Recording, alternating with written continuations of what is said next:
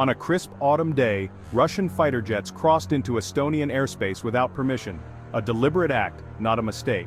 This was a test, not just for Estonia but for NATO as a whole. The world watched as the incident sent shockwaves through international capitals.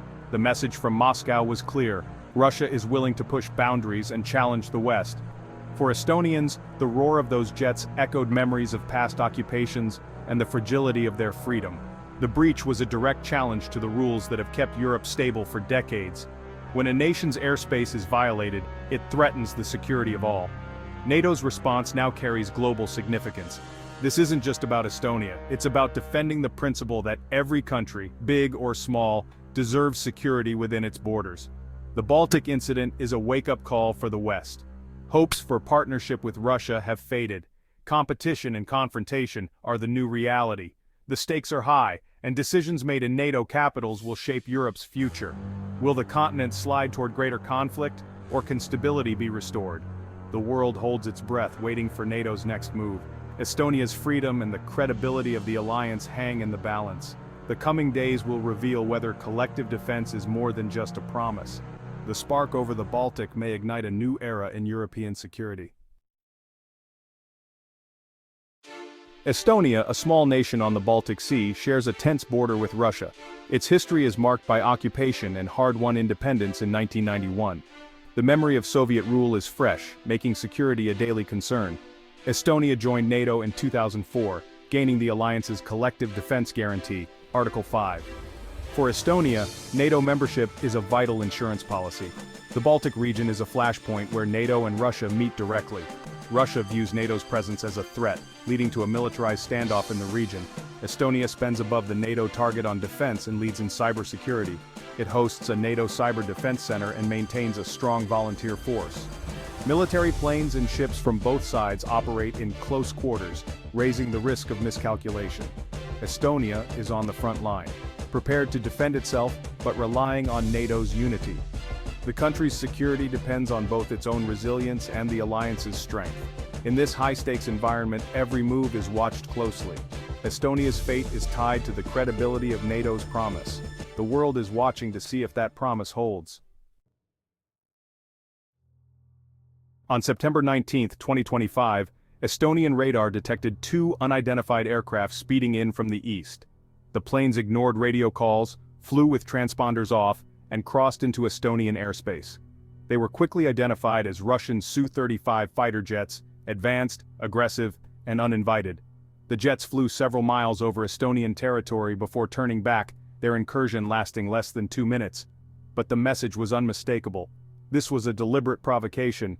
NATO's quick reaction alert scrambled Spanish F-18s from Lithuania, but the Russian jets had already retreated. The rapid response proved NATO's defenses were active and ready. Estonia condemned the violation, summoning the Russian ambassador and filing a formal protest. Evidence, radar tracks, radio logs, pilot reports left no doubt this was no accident. The incident was a calculated test of NATO's resolve. The crisis had begun, and the world took notice. Estonia's sovereignty was challenged, and NATO's credibility was on the line. The alliance now faced a critical decision: how to respond without escalating the conflict. The events of that morning would shape the region's security for years to come. The stakes had never been higher for Estonia or NATO. The world waited for the alliance's next move. Russia's motives are layered and strategic. By breaching Estonian airspace, Moscow tests NATO's defenses and measures its response time. It's a form of intelligence gathering, aggressive, public, and calculated. The incursion also sends a political message. Russia is a force to be reckoned with, right on NATO's doorstep. It aims to sow doubt among Estonians about the reliability of their Western allies. This is psychological warfare, designed to undermine confidence in NATO's security guarantees. The timing may be linked to other global events or as leverage in diplomatic disputes. Creating a crisis in the Baltics distracts attention and provides bargaining power. Domestically, the Kremlin uses such confrontations to boost national pride and rally support. State media frames these actions as Russia standing up to the West. The narrative is powerful at home, especially during times of internal challenge. Ultimately, these provocations force NATO to react to Russia's agenda. It's a classic tactic: create uncertainty, test resolve, and shape the international conversation. The world must recognize these moves for what they are: deliberate challenges to the post-Cold War order. NATO's response was immediate and visible. Spanish F-18s scrambled from Lithuania, demonstrating the alliance's readiness. The Baltic air policing mission ensures constant protection for Estonia, Latvia, and Lithuania. The quick launch sent a clear message. NATO airspace is not unguarded. While the Russian jets were gone, the alliance's rapid reaction was unmistakable. Within 24 hours, NATO announced more fighter jets would be deployed to the region. The US, UK, and Germany pledged additional aircraft, reinforcing the air policing mission. This show of force serves two purposes: deterring further provocations and signaling alliance unity. The buildup is defensive, not escalatory, meant to prevent conflict, not start one. Allied jets flying together send a powerful message: NATO stands united. The alliance's strength lies in its solidarity and readiness.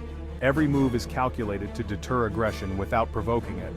The world sees that NATO is prepared to defend every inch of its territory. As jets patrolled the skies, Estonia invoked Article 4, calling for emergency NATO talks. Article 4 allows any member to request consultations when its security is threatened. The North Atlantic Council met in Brussels, reviewing evidence and building a unified response. The goal wasn't immediate military action, but alliance solidarity and clear communication. The Council condemned Russia's actions as a breach of international law and a threat to Euro-Atlantic security. Full solidarity with Estonia was declared, sending a strong diplomatic message. These talks are vital for maintaining unity and managing crises without escalation. NATO's dual-track approach, military readiness and diplomatic engagement, was on full display. Article 4 consultations allow for calm, collective decision-making. By speaking with one voice, NATO increases its leverage and isolates Russia diplomatically. The alliance's strength is in its unity, both in the air and at the negotiating table. Emergency talks reinforce that any threat to one is a concern for all. The world took note. NATO stands together in the face of provocation. The crisis accelerated NATO's plans to strengthen its eastern defenses. This isn't just about more planes, it's about a credible, permanent improvement along the alliance's border. Multinational battle groups in Estonia, Latvia, Lithuania, and Poland are being reinforced with more troops and advanced equipment. These are no longer symbolic forces, they're becoming robust combat brigades. Logistics and mobility are also being upgraded, with pre-positioned supplies and improved infrastructure. The goal ensure NATO can respond instantly to any threat. Every Russian provocation justifies further NATO reinforcement. This security dilemma is a direct result of Moscow's actions. For NATO, these steps are defensive, meant to deter, not provoke. The alliance's purpose remains clear: prevent war by making aggression impossible. NATO now faces a delicate balancing act: respond too aggressively and risk escalating the crisis with nuclear-armed Russia. Respond too weakly and invite further provocations. Every move must be defensive, calculated, and unified. The credibility of Article 5, collective defense, depends on it. Deterrence requires showing both strength and restraint. Reinforcing the eastern flank signals commitment without threatening Russia directly. The risk of miscalculation is ever present. A single mistake could trigger disaster. Communication channels between NATO and Russia are vital to prevent accidents. Yet Russia's willingness to take risks increases the danger. NATO's strategy: be strong enough to deter, wise enough not to provoke. The alliance must remain united, cautious, and resolute. The stakes are high for Estonia, NATO, and all of Europe. The world watches as the alliance walks this tightrope. The future of European security depends on getting this balance right. The September 19th incident has reshaped Europe's security landscape. Hopes for peaceful cooperation with Russia have faded. A new era of confrontation has begun. The region faces a long, tense standoff, military buildups, constant vigilance, and ongoing tests of resolve. For frontline states like Estonia, daily life is now defined by resilience and readiness. NATO troops are a permanent presence, offering security but also a reminder of the threat. The alliance's unity will be tested repeatedly as Russia seeks to exploit divisions. Only a strong, united NATO can guarantee the continent's safety. The peace Europe has enjoyed is not guaranteed, it must be defended.